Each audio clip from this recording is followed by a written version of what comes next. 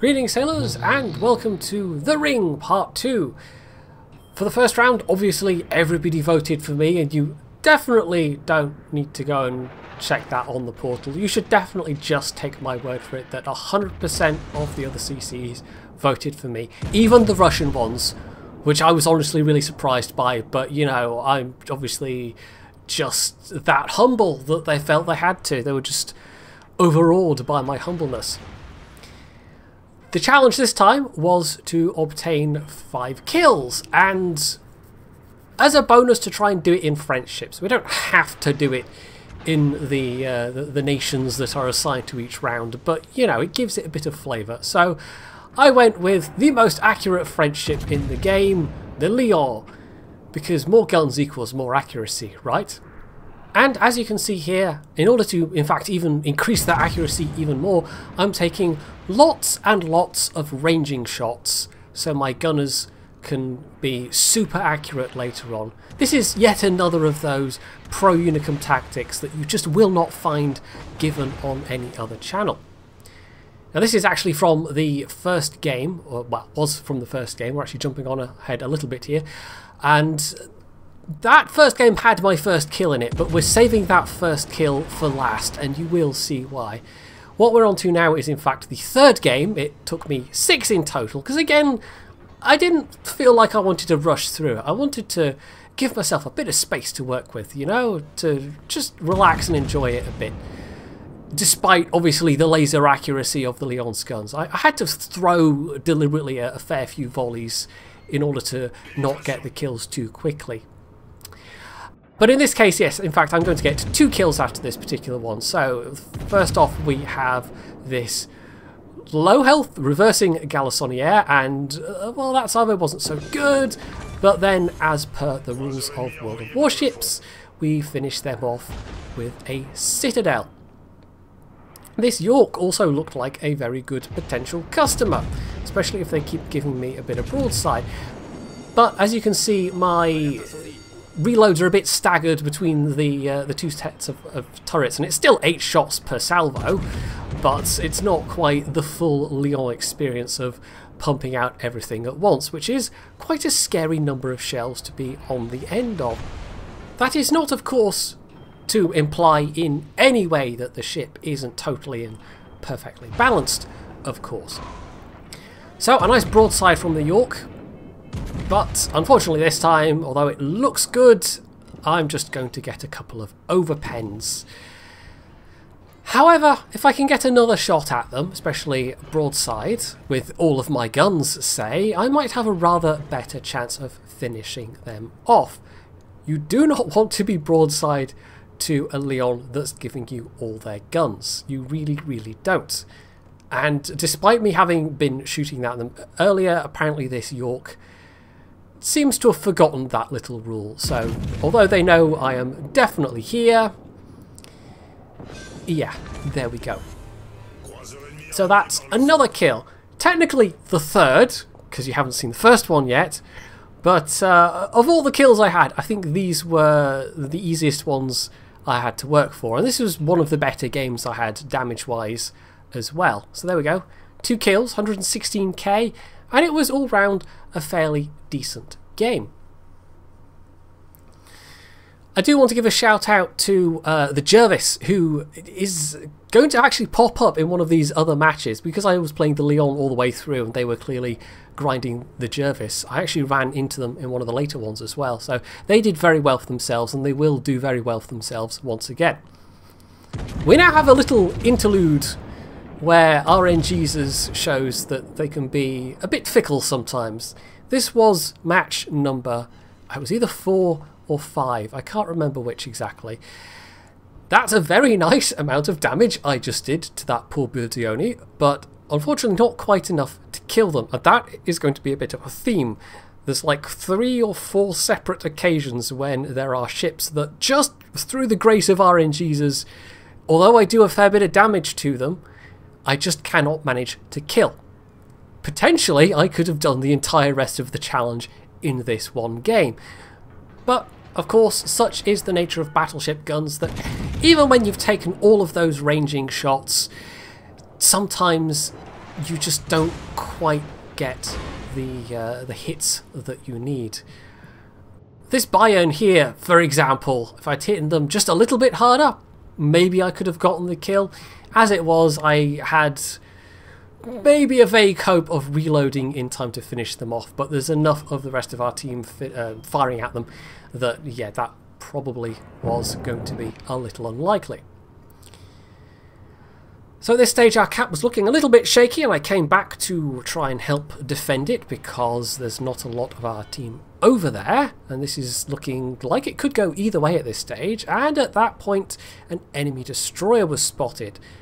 When it comes to destroyers, really knowing where they are is half the game. You know, if you know they're coming from a particular direction, if they're going to try a particular thing, then you can be prepared for it. And in this case, yes, this destroyer looked exactly like they were going to come steaming around the corner. And again, if I'd been a bit luckier, although that was half my guns hit them, it was all over pens, and it was quite a lot of damage. But unless I get a chance to reload, I am very unlikely then to get this kill. If I'd had HE shells loaded, if I'd had time to reload HE shells, that might have done the trick. But because they were all over pens, because there was no pens amongst that lot, it was in fact the Scharnhorst that got the kill.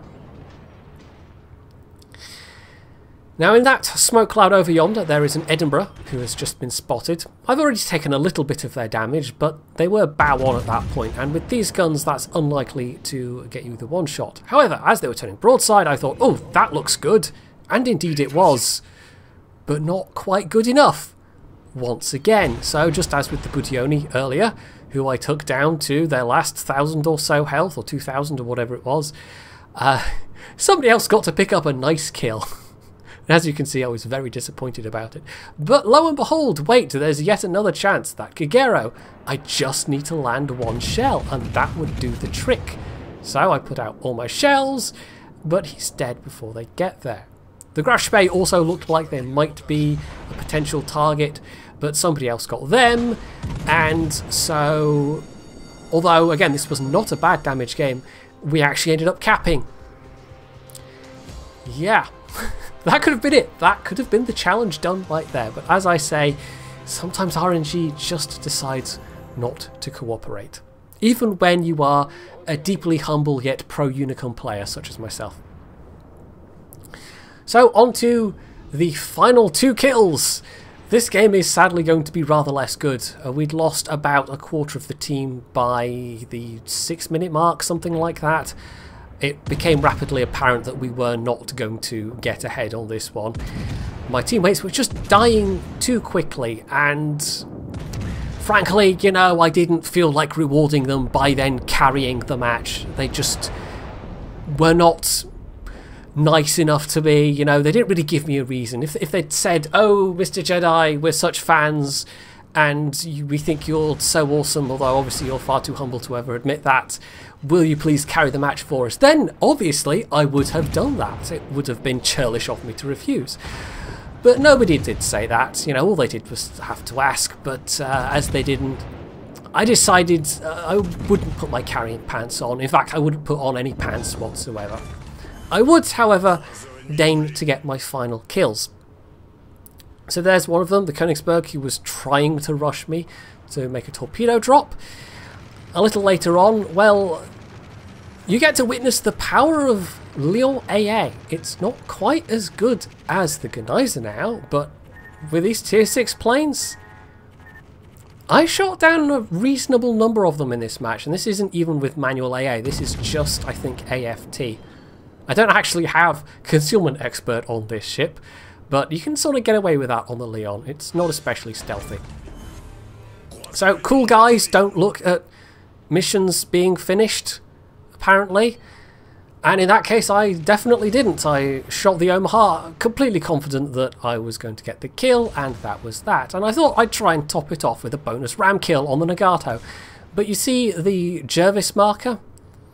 I figured they'd have gone to try and protect their carrier, but instead they sat behind that island waiting for me for probably 3 minutes? While I was, you know, dodging torpedoes and doing all the rest of it. They just sat there and waited for me. And in the end, they did get the kill. But I personally don't think that was, you know, the best thing they could have done in my not at all pro Unicum opinion. But as it was, yes, 23 plane kills and top of the team.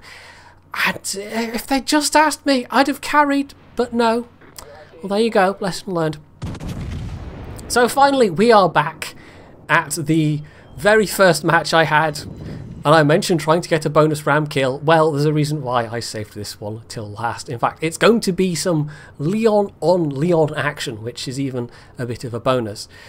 As you can see, despite my efforts, despite the best efforts of the Jervis, who is that same player I mentioned earlier, it's just not going to have been enough. And again, they didn't ask me to carry.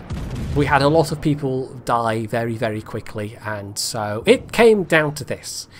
And I figured if I can at least get a kill out of it, that might be quite nice. And this Leon looked like there might be an obliging target.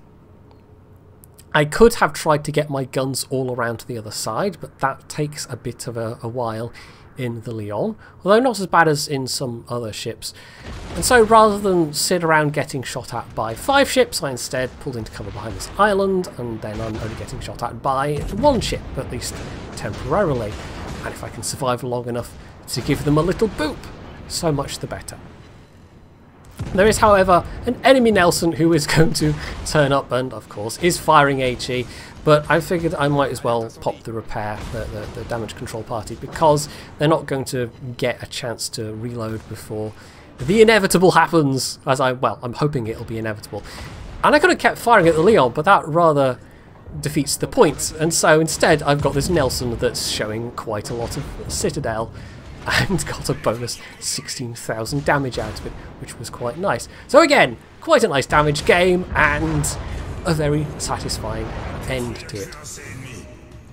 So that was slightly in reverse order, with the first kill actually coming in last, but ram kill, you know, you want to savour these things, you want to leave it till the end, really. And so, through the magic of video editing, there we go. Steel knockout achieved, although really it was achieved with the result screen of the previous one. So that's it for this challenge. I very nearly contemplated subjecting you to a terrible French accent, but I can't outdo Flambas. I really can't. Flambas is just the master of accents, so it seemed slightly pointless trying. Lastly, before I wrap this up, I would like to point out that once again, I'm letting you pick my vote for me. And just to be clear, because a few people seemed a little confused by this, you are picking who I am voting for as a community contributor.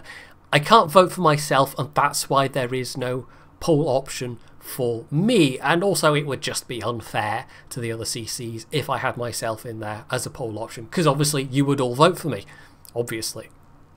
I have decided, however, that for the very final round of voting, which isn't for a little while yet, I will be making my own pick, because I'm fairly confident who everybody who watches me is going to be voting for in a public vote.